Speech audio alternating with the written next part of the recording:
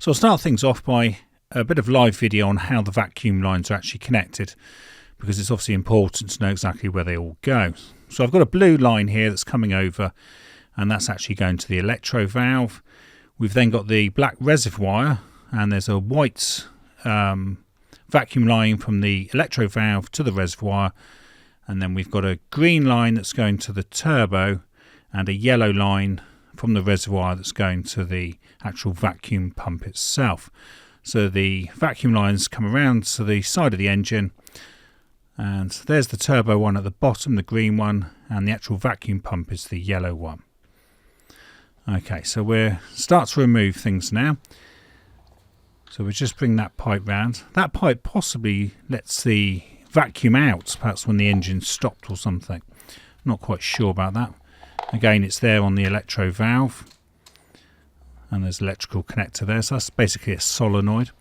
Okay, so we'll crack on and remove the reservoir. So that's a 13mm socket, and it's a screw at the bottom there, like so. And then we've got a couple of nuts higher up, which are also 13mm. Just need to pop those out. That's also holding a bracket, which I think was part of the holding for the wiring loom to stop it going into the water pump pulley. Then we've got the third nut, or the second nut, or third fixing, like so. Just pop that out of the way, and that releases the vacuum reservoir. Good luck ever trying to get to that when it's in the engine bay. That would be a task and a half. So there's the Electro valve. So we just unclip that. So that's got an orange and a white lead going to it. It's just two wires, like so. And then what I'll start to do now is remove these vacuum lines bit by bit. We'll just cut off some of the cable ties that we've got there. This is why I've put the electrical PVC tape on, so I don't actually lose where these lines go. It'd be very easy just to get things mixed up. So now, ironically, I'm thinking the vacuum pump might have been what actually destroyed this engine, might have been the cause of its destruction. Because as I take these vacuum lines off, I noticed something on that particular line, the yellow one. It was seriously melted. So anyway, we'll pop that back on for the moment onto the reservoir, and then we'll just try and remove the green lead or pipe. That is to the turbo wastegate. So also remember, this vacuum pump also does the brake servo. There's a top connection on the actual pump itself for the brake servo.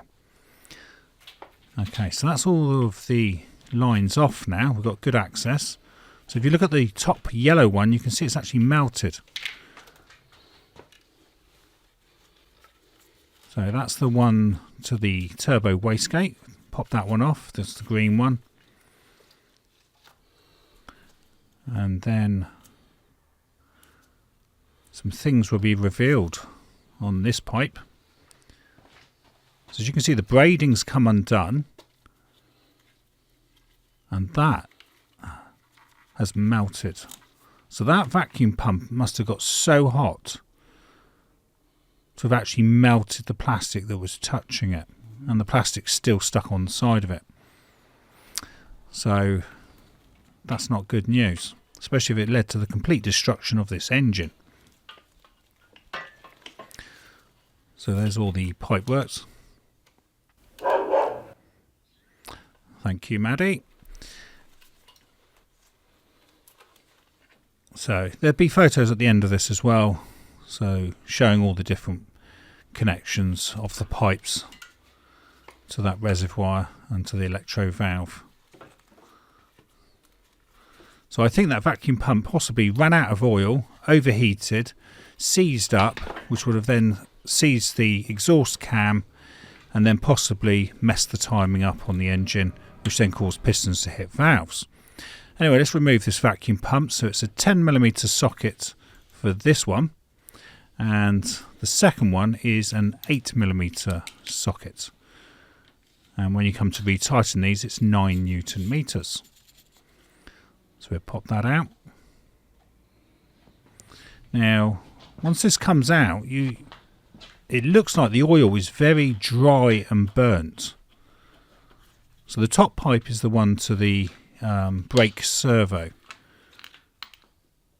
So here we are. So this is the vacuum pump itself. These are about £50 to £100, depending on quality and brand. So it still seems to be working and turning. So it's not seized solid.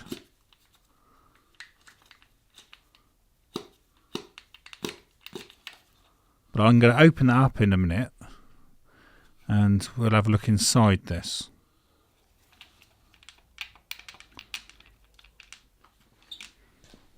Okay, so note there's an oil weigh at the bottom at about 7 o'clock. And I'll just take another video of that oil weigh, because that's obviously very important if ever that was to get blocked up with infrequent oil changes. So they tend to shout about long oil changes, but this is probably the reason why these engines get damaged. So there we are. And then if we actually look at the vacuum pump itself, a very tiny little oil passageway, so easily blocked. Anyway, so let's get on to the vacuum pump dissection. So this is a Torx screwdriver for this. We just pop these 4 out. The yellow paint was, I was trying to sort of mark it so I got the orientation back correctly when I put the cap back on.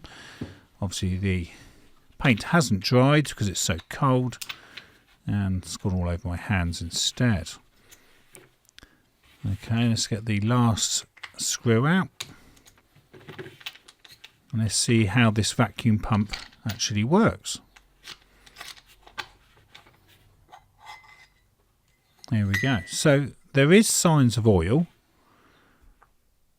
So there's oil is in there, but there is a huge amount of damage in here. So once I clean all this oil off, you'll see all the damage.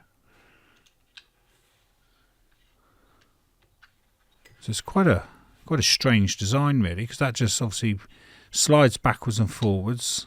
The 2 wipers sort of pivot. I wasn't quite expecting the pump to be like that. And then obviously that is driven off the exhaust cam. So if that was to seize, it would be putting a huge load onto the exhaust cam, and apparently they have been known to actually snap the exhaust cam once they seize completely solid.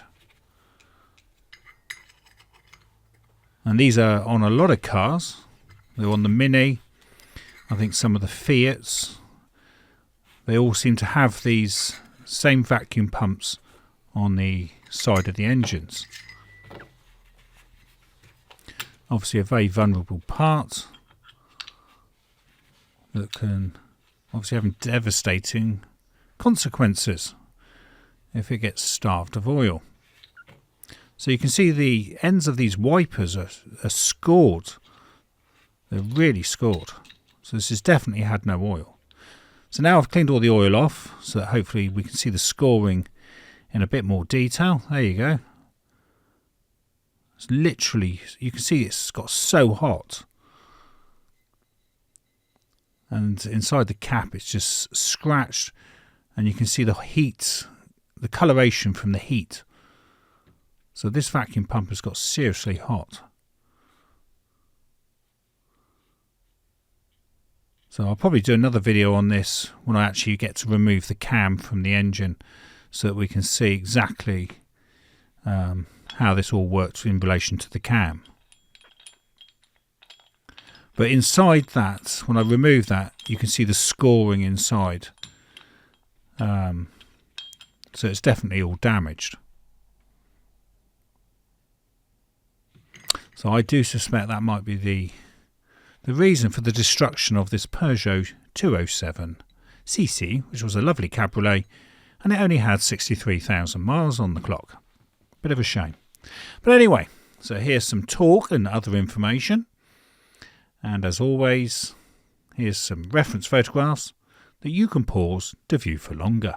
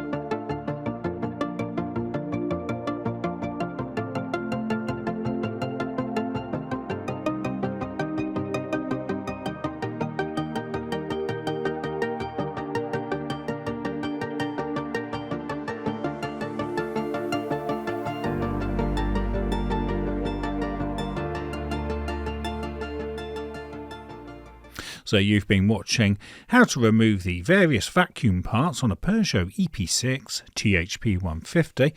And thank you for watching and supporting my channel, and please like and subscribe. This video was filmed and edited by me, Mark Savage, in December 2023.